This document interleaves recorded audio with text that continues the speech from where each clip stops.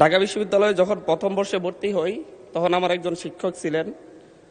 উনি বলেছিলেন, বাংলাদেশের রাষ্ট্র ব্যবস্থা একটি অশ্লীল রাষ্ট্র ব্যবস্থা, যে তার নাগরিকদেরকে ওন করে না এবং তার নাগরিকদের জন্য কোনো উদ্যোগ গ্রহণ করে না। উদ্যোগ গ্রহণ করার ক্ষেত্রে যারা দেশের অর্থনীতিতে ভূমিকা রাখে, যারা দেশের কল্যাণে ভূমিকা রাখে, যে যত বেশি ভূমিকা রাখে তাকে তত বেশি ডিজোন করে। সেই জায়গা থেকে তার কথার সত্যতা অনুযায়ী এই যে আমাদের মধ্যে বাংলাদেশে প্রবাসীদেরকে সবচাইতে বেশি ডিজোন করা হয়ে থাকে।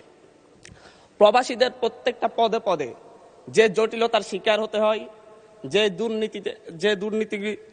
দুর্নীতিগ্রস্ত প্রশাসনিক ব্যবস্থার কারণে তাদেরকে যে সকল সমস্যায় পতিত হয়, কিন্তু আমরা বারবার বক্তব্যে বলি, কথাই বলি, এবং নির্বাচন আসলে আমরা যারা রাজনীতিবিদরা আছি তারা মঞ্চে ভাষণ দিয়ে বলি যে প্রবাসীদেরকে প্রাধান্য দেওয়া হবে, তাদের নিরাপত্তা নিশ্চিত করা হবে।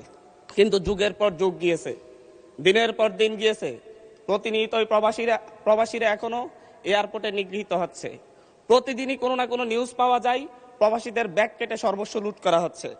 আমরা দেখছি যখন তাদেরকে বাংলাদেশে ভিসা জটিলতা বাংলাদেশের সবচাইতে বড় সমস্যা, বিভিন্ন নামে বেনামে রিক্রুটিং এজেন্সি খুলে প্রশাসনের নাকের ডগায় তারা মানুষকে নিঃস্ব করে দিচ্ছে বিদেশে নেওয়ার নাম করে।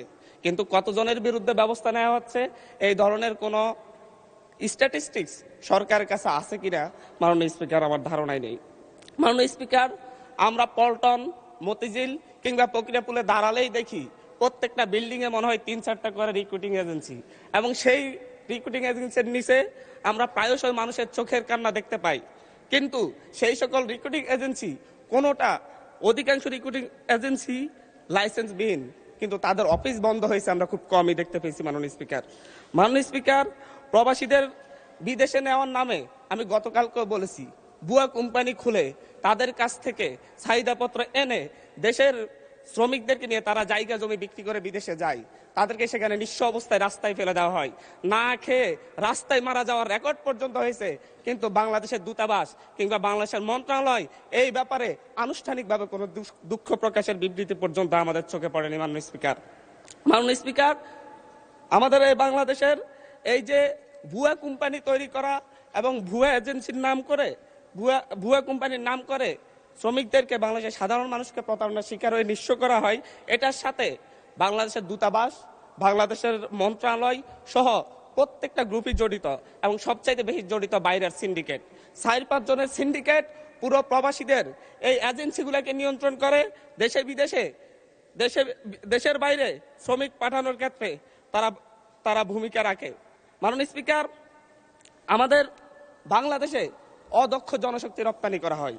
বাংলাদেশে আমরা স্ট্যাটিস্টিক্স অনুযায়ী দেখলে ভারত যেখানে 70% দক্ষ জনশক্তি রপ্তানি করে, যেখানে পাকিস্তান 50% দক্ষ জনশক্তি রপ্তানি করে, যেখানে শ্রীলঙ্কা 60% দক্ষ জনশক্তি রপ্তানি করে, বাংলাদেশ সেই ক্ষেত্রে 20% দক্ষ জনশক্তি রপ্তানি করে। তারাও আইটি খাতে সেটা 1%-এর কম, স্বাস্থ্য খাতেও 1%-এর কম, এবং প্রকৌশল খাতে 1%-এর কম। মাননীয় স্পিকার, আমরা প্রতি বছরই দেখি, বিভিন্ন স্ট্যাটিস্টিক্সে দেখতে পাই, জরিপে দেখতে পাই, প্রতি বছর 1,20,000 থেকে 2,50,000-এর মতো মানুষ প্রত্যক্ষ বা পরোক্ষভাবে ভিসা জালিয়াতির শিকার হন।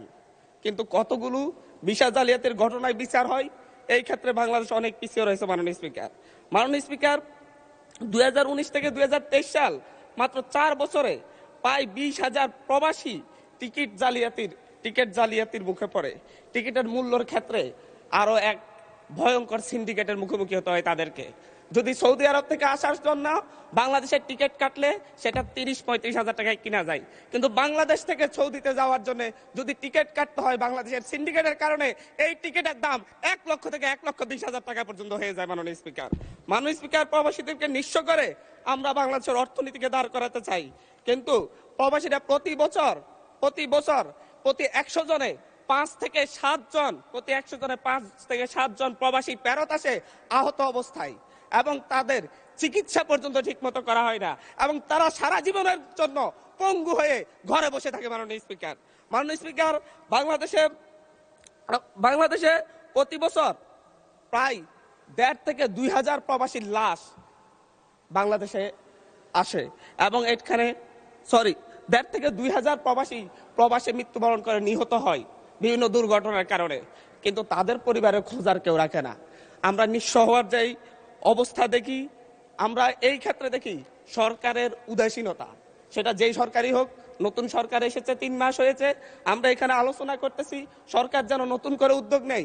আমরা পূর্ণ অতীতের মতো পিছনে ফিরে যেতে চাচ্ছি না। মাননীয় স্পিকার, পাসপোর্ট রিনিউ এবং বিপদগ্রস্ত লেবারদের পাশে বাংলাদেশের দূতাবাসগুলো দাঁড়ায় না। বিভিন্ন ক্ষেত্রে পাসপোর্ট রিনিউ করার জন্য বিভিন্ন রাজনৈতিক ব্যক্তিদের কাছে পাসপোর্ট রিনিউ করার জন্য ইজারা দেওয়া হয়, লাইসেন্স দেওয়া হয় তাদেরকে, এবং তারা বাইরে একটা অফিস নিয়ে তাদের মন মতো মানুষের কাছ থেকে, বিভিন্ন প্রবাসীদের কাছ থেকে অতিরিক্ত টাকা নিয়ে দীর্ঘ সময় লাগিয়ে লাইসেন্স রিনিউ করতে হয়। মাননীয় স্পিকার, আমরা যদি বাংলাদেশের অর্থনীতিকে দাঁড় করাতে চাই, মাননীয় স্পিকার, আমরা যদি বাংলাদেশের প্রবাসীদেরকে প্রকৃত ধন্যবাদ মাননীয় সদস্য, ধন্যবাদ। আচ্ছা, 1 মিনিট বলেন। আমাদের বাংলাদেশের অর্থনীতিতে 5 থেকে 10% মোট জিডিপি, 5 থেকে 7% মোট জিডিপি প্রবাসী আয়ে আসে। বৈদেশিক মুদ্রার একটা বড় অংশ প্রবাসী আয়ে আসে, কিন্তু এই প্রবাসীদের চিকিৎসা এবং প্রবাসীদের যারা ফেরত আসে তাদের পুনর্বাসন, ভিসা জালিয়াতি থেকে মুক্তি এবং বিভিন্ন ভুয়া এজেন্সি বন্ধ করে প্রবাসীদেরকে নিঃস্ব হওয়ার হাত থেকে মুক্তি দেওয়ার জন্য সরকারকে নতুনভাবে ভাবতে হবে, নতুন কর্ম পরিকল্পনা তৈরি করতে হবে। এবং এই সংসদে দাঁড়িয়ে আমি বলবো, একটা সংসদীয় কমিটি করে কিভাবে ভবিষ্যতে প্রবাসীরা যাতে এই ধরনের হয়রানির শিকার না হয়, প্রতারণার শিকার না হয়, এবং তাদের চিকিৎসা কিভাবে নিশ্চিত করা যায়, বিদেশ থেকে ফেরত আসলে আহত হয়ে কিংবা কেউ যদি নিহত হয়ে ফেরত আসে তাদের পরিবারকে কিভাবে পুনর্বাসন করা যায়, সেই ব্যাপারে একটা কর্ম পরিকল্পনা তৈরি করার জন্য এই সংসদে একটি সংসদীয় কমিটি গঠনের আহ্বান জানাচ্ছি মাননীয় স্পিকার। ধন্যবাদ।